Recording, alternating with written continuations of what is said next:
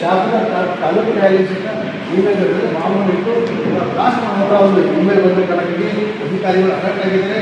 ಕೂಡಲೇ ನ್ಯಾಯಾಧೀಶರು ಕೂಡ ಕಾರ್ಯಕ್ರಮ ಕಂಪ್ಲೀಟ್ ಆಗಿ ಸ್ಥಗಿತಗೊಳಿಸುವ ಮೂಲಕ ಒಳಗಡೆ ಕಳಿಸುವಂಥ ಕೆಲಸ ಕೂಡ ಮಾಡಬಹುದು. ಸೊ ಸದ್ಯ ಈಗ ಡಾಕ್ಟರ್ ಮತ್ತು ಬಾಂಬ್ಸ್ ಕೊಡಿದ್ದ ಪ್ರತಿಯೊಂದು ಕೋಣೆಯಲ್ಲಿ ಪರಿಶೀಲನೆ ಮಾಡುವಂಥ ಕೆಲಸ ಆಗ್ತಿರುತ್ತದೆ. ಇವರು ಬಾಂಬ್ಸ್ ಕೊಡಿದ್ದ ಪ್ರತಿಯೊಂದು ಕಡೆ ಪರಿಶೀಲನೆ ಮಾಡುವಂಥ ಕೆಲಸಗಳು ಆಗ್ತಿರೋದು. ಸದ್ಯ ನಮ್ಮ ಜೊತೆ ಮಾತಾಡೋಕ್ಕೆ ಈ ಒಂದು ಭಾರ ಸೃಷ್ಟಿಸಿದೆ ವಕೀಲರ ಸಂಘದ ಅಧ್ಯಕ್ಷರಿಂದ ಧನ್ಯವಾದಗಳು. ಇಮೇಲ್ ಬಂದಿದ್ದು ಏನಂತ ಇಮೇಲ್ ಸುಮಾರಿಗೆ ಜಿಲ್ಲಾ ಮತ್ತು ಸತ್ರ ನ್ಯಾಯಾಧೀಶರಿಗೆ ಒಂದು ಮೇಲ್ ಬರ್ತಾ ಇದೆ. ಅಂದರೆ ಯಾದಗಿರಿ ನ್ಯಾಯಾಲಯದಲ್ಲಿ ಒಂದು ಗಂಟೆ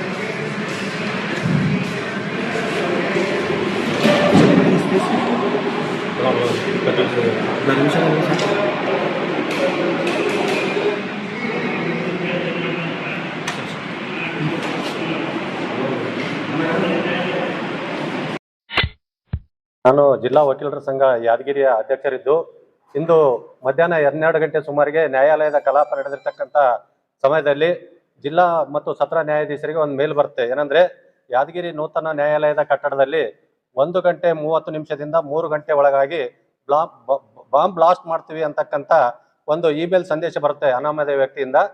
ತಕ್ಷಣ ಇಮೇಲ್ ಬಂದ ಸಂಗಟ ಜಿಲ್ಲಾ ನ್ಯಾಯಾಧೀಶರು ಸಂಬಂಧಪಟ್ಟ ಪೊಲೀಸ್ ವರಿಷ್ಠಾಧಿಕಾರಿಗಳಿಗೆ ಪ್ರತಿಯನ್ನು ಕಳಿಸಿದ ನಂತರ ವರಿಷ್ಠಾಧಿಕಾರಿಗಳು ಡಾಗ್ ಸ್ಕ್ವಾಡ್ ಮತ್ತು ಬಾಂಬ್ ತಪಾಸಣಾ ದಳವನ್ನು ಕಳಿಸಿಕೊಡ್ತಾ ಇದ್ದಾರೆ.